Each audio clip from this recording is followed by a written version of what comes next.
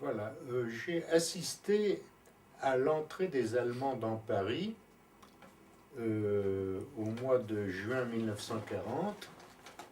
Paris était désert, la population était partie en exode, fuyant les troupes allemandes, et une situation familiale personnelle avait fait que nous étions restés à Paris. Alors, j'étais déjà très frappé par cet événement, de voir ce Paris envahi par des troupes étrangères, et cela a sans doute préparé mon entrée dans la résistance ultérieurement. Mais il faut dire aussi que ma génération, les jeunes de cette époque, nous étions déjà préparés, ou plutôt avertis, du danger que pouvait représenter le fascisme, le nazisme, parce que toutes les informations qui nous venaient d'Allemagne à cette époque étaient angoissantes et témoignaient quand même d'un système d'oppression et de cruauté à laquelle nous pouvions craindre à notre tour d'être frappés. Pour ma part, mes sentiments étaient que mon pays ne pouvait pas accepter cette situation. J'étais assez jeune, mais mes convictions politiques déjà à l'époque me confirmaient que nous ne pouvions pas nous résigner. Quel âge aviez-vous en 1940? Alors en 1940, j'avais 17 ans. Ah oui. Quand les choses se sont un petit peu rétablies, c'est-à-dire que la population est revenue et que la vie a repris son cours, j'ai à ce moment-là rencontré un certain nombre de mes anciens camarades d'école qui étaient des jeunes engagés, déjà politiquement, et qui très rapidement ont commencé à reconstituer dans la clandestinité des organisations et ont réfléchi et ils se sont demandé qu'est-ce qu'on peut faire. Le mot résistance n'existait pas encore à cette époque. C'était qu'est-ce qu'on peut faire. Et les voix que nous entendions officiellement étaient celles de la résignation, et en particulier celle de Pétain, qui demandait aux Français de se résigner, d'accepter la défaite, et rapidement, il leur a demandé de collaborer avec l'ennemi. Ce qui nous a évidemment incité à faire tout le contraire et à nous engager dans une activité d'opposition à cette situation-là.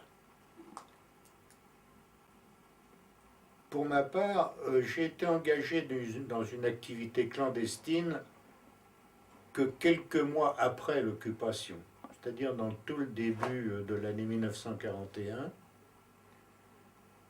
Et les jeunes avec lesquels je me suis trouvé, donc mes anciens camarades d'école, cette activité a consisté à sortir des petits journaux, confectionner des petites affichettes, de faire des inscriptions avec des slogans contre l'occupant et contre la collaboration. Évidemment, cette activité, elle comprenait des dangers, parce que cela était interdit, et que les policiers parisiens étaient déjà mobilisés pour attraper ces jeunes qui organisaient une action interdite dès ce moment de l'occupation. Excusez-moi. Alors, donc à 17 ans, vous étiez lycéen, vous travailliez déjà Alors, je n'étais déjà plus scolarisé. J'ai terminé mes études au certificat d'études, c'est-à-dire à 14 ans. Et j'ai commencé avec mes parents à apprendre leur métier, qui était celui de la confection pour dames.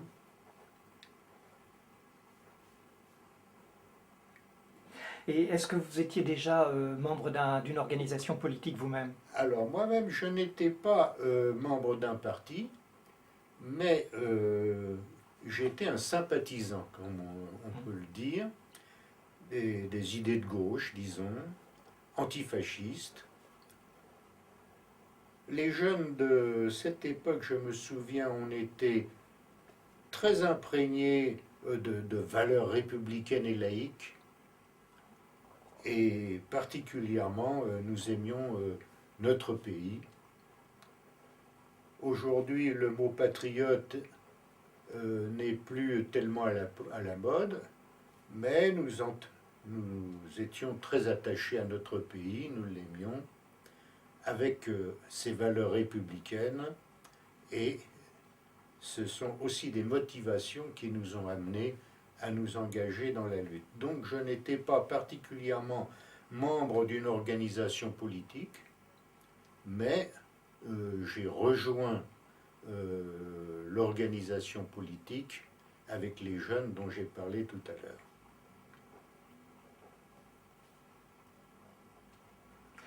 Et vous disiez, bon, en distribuant des petits journaux, en mettant des affichettes, qu'il y avait du danger. Ça c'est certain, mais est-ce que vous en étiez conscient à ce moment-là? Oui, on en était bien conscient, mais on ne mesurait pas encore les conséquences véritables de cette action-là. On pensait bien qu'on pouvait être arrêté, mais quel était le degré de la punition qui pouvait s'en suivre, nous n'en étions pas encore très très conscients. Quelques-uns des nôtres avaient été arrêtés, mais ils avaient été punis de peines d'emprisonnement qui n'étaient pas trop élevées encore. La police n'était pas omniprésente encore dans les débuts, elle l'était, mais pas au point où on l'a connue ultérieurement, c'est-à-dire avec la mise en place à Paris des brigades spéciales qui ont été chargées de faire la chasse à la résistance, mais d'une manière super organisée. Dans les débuts, on était conscient d'un danger, mais il s'est avéré plus tard que ce danger pouvait être redoutable. Et donc, vous disiez tout à l'heure qu'à partir du début de 41, vous êtes entré en clandestinité. Qu'est-ce que ça signifie? Alors, clandestinité, ça signifie que notre action l'était, mais pas nous-mêmes. Ah d'accord, C'est-à-dire oui. que j'habitais chez mes parents et que je travaillais, que nous étions absolument légaux, mais que notre activité, elle, était clandestine dans la mesure où elle était évidemment interdite. Voilà, ça c'était une partie de la clandestinité. La clandestinité est intervenue plus tard, lorsque j'ai été obligé, du fait de mon activité et de la situation créée à Paris, de quitter le domicile de ma famille, de prendre de faux papiers et de m'installer dans un domicile clandestin.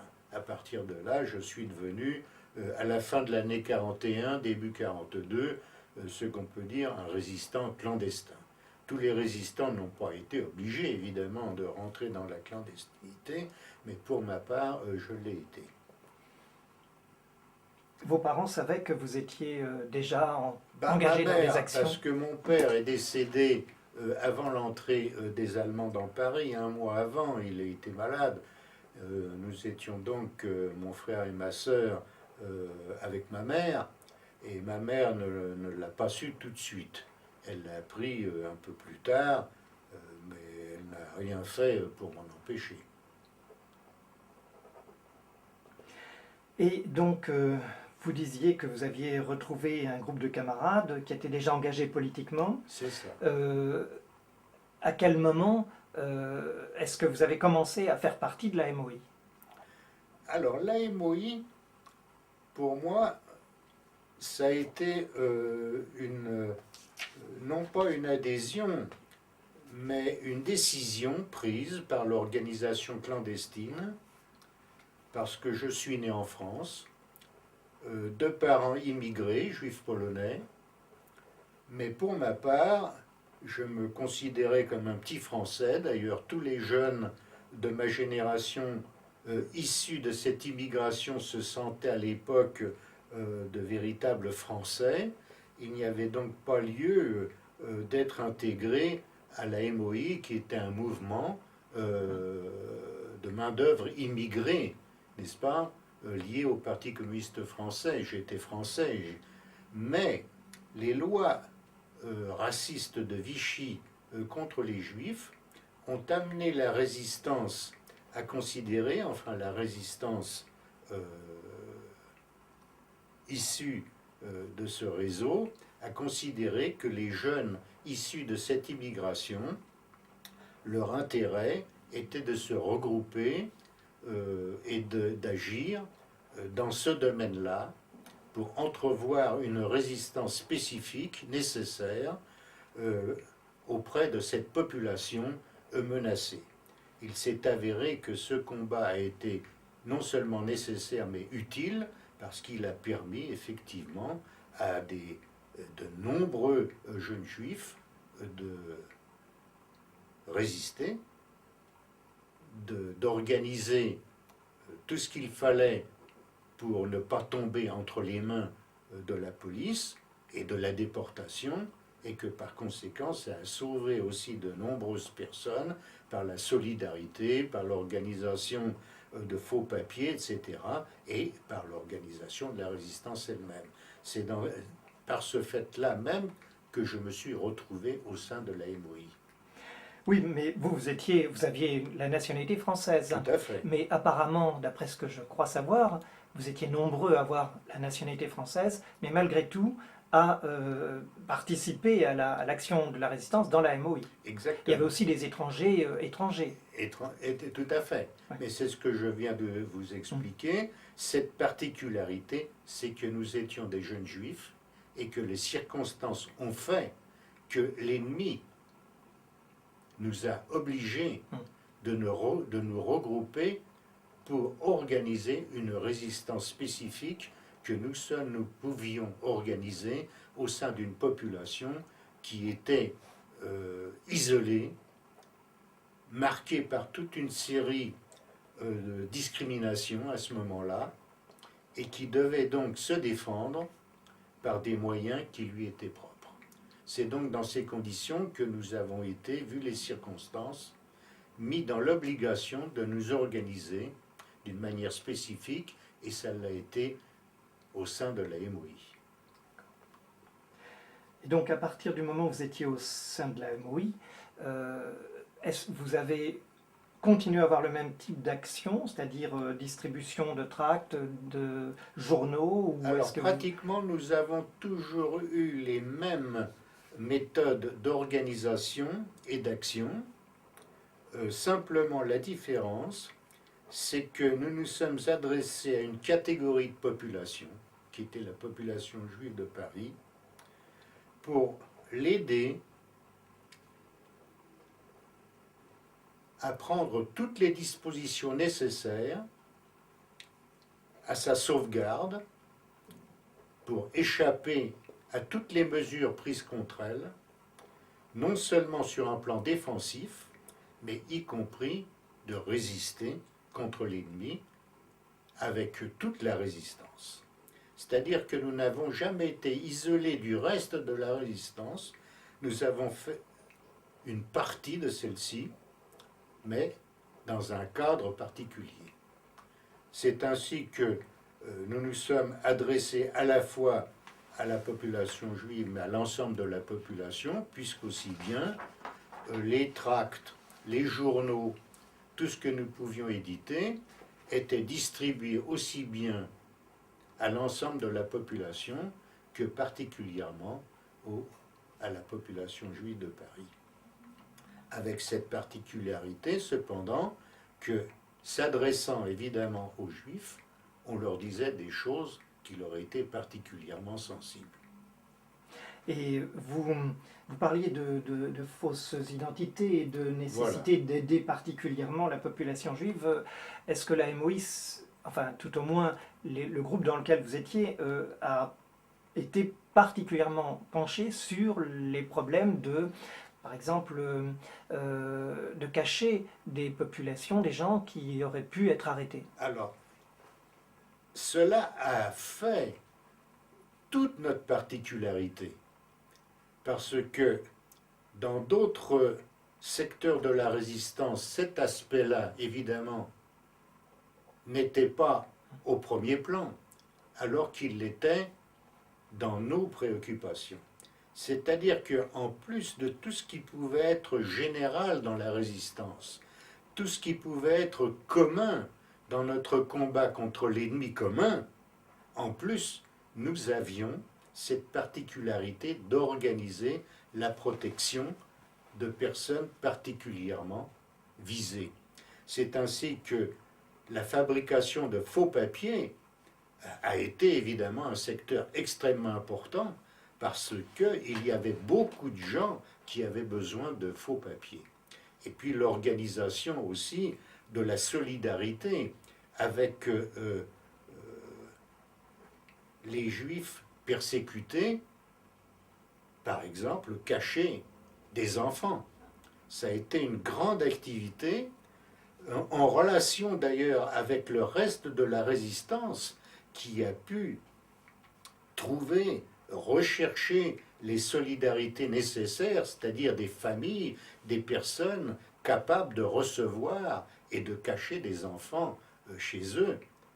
Sinon, évidemment, notre action aurait été stérile et elle aurait été extrêmement limitée si elle n'avait pas été en relation avec le reste de la résistance et de la population non juive. Je sais que, personnellement, j'ai pu faire bénéficier de cette solidarité. Mon frère et ma sœur ont été des enfants cachés. Ils étaient très jeunes et ils ont passé presque toute l'occupation dans des familles non juives. Et grâce, évidemment, à l'action de cette résistance particulière dans laquelle nous nous trouvions nous-mêmes. Et je dirais une petite question annexe.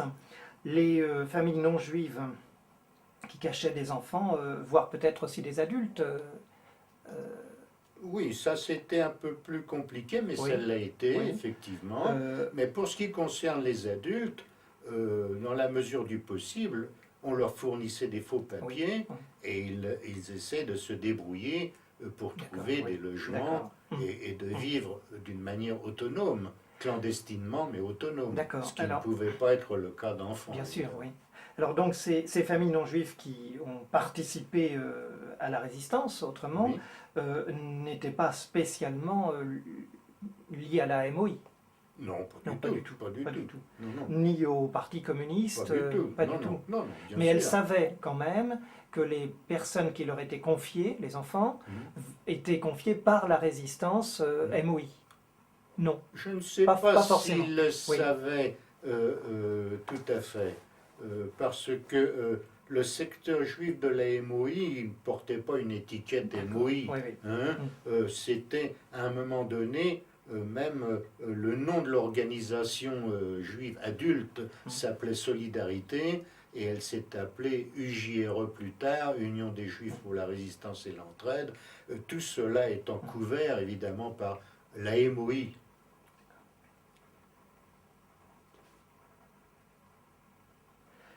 Très bien. Alors, mis à part la solidarité et la formation, vous avez eu d'autres activités, d'autres actions dans le cadre de la MOI parisienne? Oui, alors lorsque la décision a été prise de s'engager dans la lutte armée, cette lutte armée a pu commencer parce que l'opinion publique était déjà assez mûre pour comprendre la nécessité de la résistance. Il s'était passé quand même beaucoup de temps et et la population avait pu mesurer ce que signifiait l'occupation allemande de notre pays et la politique de collaboration de Vichy, donc nous pouvions aller plus loin que la simple information et la propagande résistante. Nous avons commencé à l'organiser en demandant le volontariat, c'est-à-dire la constitution de groupes combattants, a été formée par des volontaires à qui nous demandions s'ils étaient d'accord pour s'engager dans ce type de combat. Et il avait été fixé à l'époque que 10% de nos effectifs devaient être transférés dans cette action combattante. Et il faut reconnaître que nous voulions tous en être.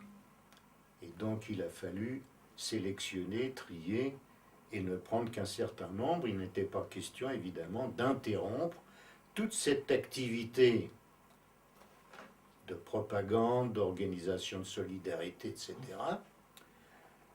Et de rester ouvert au recrutement toujours de nouveaux combattants, évidemment. Si nous nous étions tous trouvés dans une unité combattante, la résistance aurait fermé toute possibilité de s'ouvrir davantage, et de continuer à augmenter ses forces. Donc l'action armée a commencé. Elle avait pour objet non pas de bouter hors du territoire une armée aussi puissante que celle de l'armée nazie en France, évidemment, mais elle avait pour objet de rendre le territoire français moins sûr, moins calme pour l'armée d'occupation et de commencer à lui rendre la vie de plus en plus difficile et ainsi de faire que notre pays ne soit plus un territoire de repos pour l'armée allemande, mais un territoire sur lequel elle avait encore à combattre. C'est-à-dire que la France devait être retrouvée, être un front de combat alors qu'on se battait dans toute l'Europe. Alors cette action, elle a commencé par une... Je vous parle de Paris puisque mon expérience concerne Paris. Je n'ai pas quitté Paris depuis le début jusqu'à la fin. Donc, il s'est agi d'une guérilla urbaine et qui visait surtout les hauts gradés de l'armée allemande.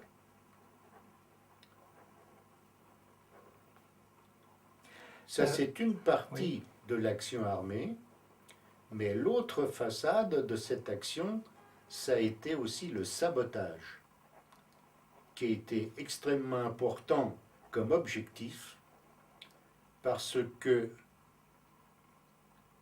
la France était un véritable grenier de ravitaillement de l'armée allemande, et les usines et toute la production de notre pays visaient à répondre aux besoins militaires de cette armée. Donc, organiser le sabotage était un objectif absolument indispensable. Et dans le secteur dans lequel je me suis trouvé, il y avait à Paris toute une industrie qui produisait des vêtements de toute nature, de toutes sortes, pour les soldats allemands, et en particulier des vêtements chauds au moment où l'armée allemande était sur le front de l'Est contre l'Union soviétique à ce moment-là. Il y avait de nombreux ateliers qui travaillaient pour les Allemands. Beaucoup de jeunes qui n'avaient pas d'autres moyens de subsistance et de sécurité que de travailler dans ces ateliers-là. Et nous avions entrepris un travail de sabotage systématique en incendiant des dépôts, en détruisant des machines, en coupant des fils électriques. Et cette action nous a permis aussi, ce qui est important, de faire sortir des jeunes de ces ateliers-là, de leur fournir des faux papiers, de leur permettre de se cacher, de cesser de travailler pour l'ennemi et de devenir eux-mêmes des résistants. C'est ainsi que malgré les arrestations, nous avons pu toujours retrouver des forces nouvelles jusqu'à la libération de Paris. Bien, vous disiez tout à l'heure que 10% des jeunes qui étaient dans la MOI ont été finalement choisis pour la lutte armée, que tous étaient volontaires. Comment le choix, par qui le choix a-t-il été fait? Sur quels critères Il m'est difficile de vous donner les critères parce que bon, je n'étais pas un responsable éminent du mouvement pour le savoir, mais ce que je sais, c'est qu'on a surtout cherché des jeunes, puisque je ne peux parler que des jeunes là, qui étaient déjà suffisamment responsables, n'est-ce pas, capables d'accomplir une action de haute responsabilité et demandant du sang-froid et du courage, et que par conséquent, je suppose que nombre d'entre nous ont été choisis à partir de ces critères, n'est-ce pas? D'accord. Alors, alors vous insistez beaucoup sur le sabotage, je crois que effectivement c'est Oui. quelque chose d'important, mais vous évoquiez tout à l'heure la guérilla urbaine. Oui, qui a commencé à partir du moment où le Parti communiste a choisi de passer à l'action pour, comme vous le disiez, rendre l'armée allemande, lui donner un sentiment d'insécurité, mais aussi, je crois, pour faire un point de non-retour, pour peut-être que le régime se dévoile davantage, et en passant à la lutte armée, il y a eu aussi la question de la répression et des otages. oui, c'est ça. Oui. Je pense que la lutte armée, effectivement, elle a créé une situation de non-retour, mais c'était aussi le passage à une situation nouvelle. C'est-à-dire que le développement de la guerre faisait que nous devions entrevoir notre participation non seulement pacifiquement à la résistance, mais de la hausser au niveau d'un combat qui rejoignait celui des armées à l'extérieur. Parce qu'à l'extérieur, il y avait quand même... La France était déjà combattante avec la France libre. Et il était anormal que le territoire français, lui, reste calme. Et donc, la résistance armée, elle était devenue un front naturel où on se battait aussi comme à l'extérieur. Avec les moyens, évidemment, qui étaient ceux d'une résistance qui ne pouvait pas mettre debout des unités combattantes comme une véritable armée, mais qui étant contrainte à la clandestinité, à une organisation qui devait échapper à la répression, était engagée dans un combat dans les grandes villes apparenté à une guérilla. C'était ça, une forme de guerre adaptée à un pays occupé. Oui, je suis tout à fait d'accord, mais est-ce que la question a dû être débattue? Est-ce que ça n'aurait pas pu isoler la résistance? Parce qu'en fait, la lutte armée, tout ce qui s'est passé a développé le sentiment de résistance dans la population, globalement, la population française. Ça aurait pu aussi provoquer un phénomène de rejet par la peur. Oui, Non, mais ce que je vous ai expliqué tout à l'heure, c'est que la lutte armée n'a pu être engagée lorsque l'opinion publique de notre pays a commencé à refuser, disons, ou plutôt à être dans une situation de souffrance qui l'a amené à soutenir moralement la résistance. Est-ce qu'à ce moment-là, déjà, elle était capable de la soutenir, y compris dans une lutte armée?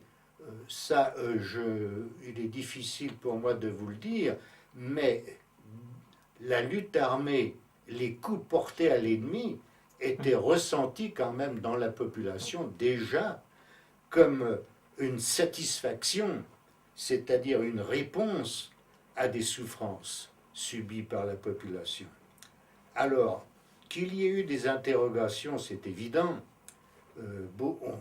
y compris dans la résistance elle-même, on s'est posé la question, est-ce que le prix à payer n'était pas trop lourd? C'est l'expérience qui l'a montré finalement.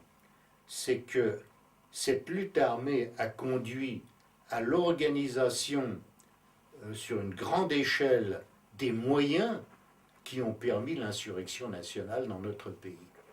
On peut dire aujourd'hui avec l'expérience que s'il n'y avait pas eu cette préparation au cours des années antérieures d'une lutte armée, l'insurrection nationale n'aurait pas pu surgir spontanément. Oui, et la France aurait été libérée uniquement par les Américains, ce qui aurait changé son statut. Et c'était tout l'objet justement de cette lutte armée, que notre pays ne soit pas un pays libéré de l'extérieur par l'étranger, même si c'était des amis, mais la France aurait été à ce moment-là considérée comme un allié de Hitler, libéré par les Américains, les Anglais.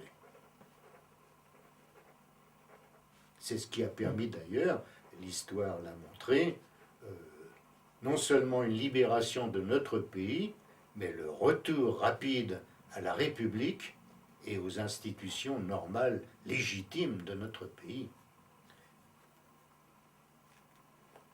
D'ailleurs, le général de Gaulle a pu être légitimé parce qu'il a eu cette résistance derrière lui. Oui, et que c'est vrai qu'une grande partie du territoire s'est libérée, et ça ne s'est pas produit par l'opération du Saint-Esprit ou un coup de baguette magique, c'était tout le travail en profondeur. Exactement.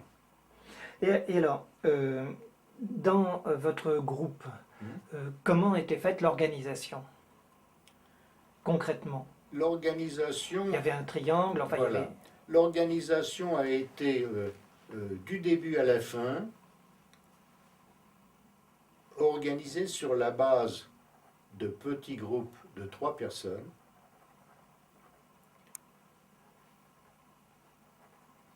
avec une relation entre ces groupes, et au sommet, un groupe de 3 également, pour diriger tous les autres.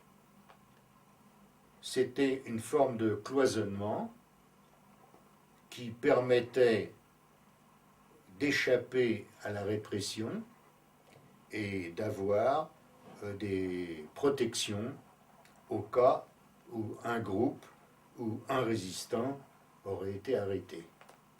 Voilà, ça c'était l'organisation clandestine de groupes de 3. Et vous-même, vous étiez en rapport avec des gens d'autres groupes? Alors moi, je me suis trouvé très rapidement, parce qu'à l'époque la promotion était assez rapide, à la direction régionale des jeunes à Paris, avec Henri Krasuki notamment, avec Roger Trunian, et nous avions des relations avec les représentants de tous les autres groupes de 3. Donc vous, en tant que responsable régional, vous connaissiez beaucoup de responsables de triangles. Je connaissais au moins un responsable par arrondissement, Oui. qui lui avait des relations avec les groupes de son arrondissement.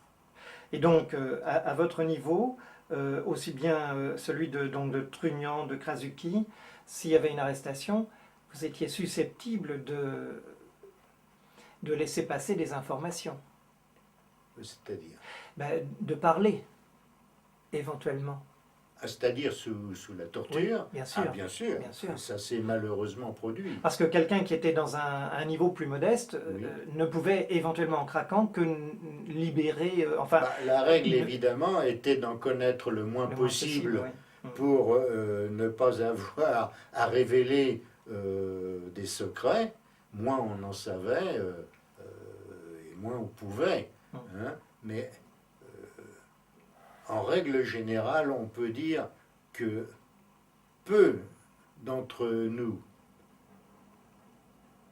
qui ont pu être soumis à la torture ont donné des secrets qui ont permis d'autres arrestations. Les arrestations, elles se sont produites surtout par des imprudences, par le fait qu'il y avait à Paris une police extrêmement organisée. Il s'agissait des brigades spéciales de la préfecture de police qui étaient,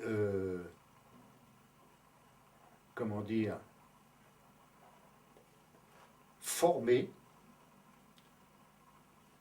à l'observation, à la recherche de tous les indices qui pouvaient leur permettre de prendre en chasse un résistant, de le filer pendant des jours et des jours afin de retrouver d'autres liens, de tisser une toile d'araignée et ainsi, le moment voulu, de jeter un coup de filet sur le nombre de résistants filés et d'opérer des arrestations d'ensemble. C'est ce qui s'est produit d'ailleurs dans notre organisation le 23 mars 1943.